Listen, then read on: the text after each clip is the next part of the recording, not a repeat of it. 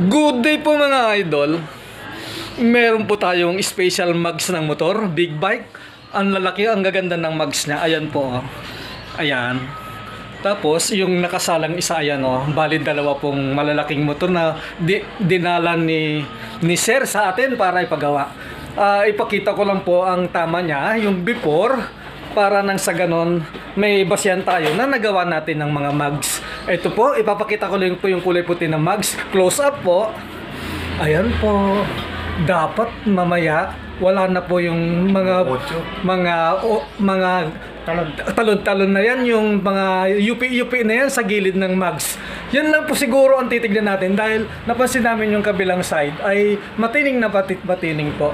Yan po ang before natin. Ipakita ko po sa inyo mamaya pagka naayos na po ang mugs ni Sir. Yun lang po. Salamat. Bye-bye.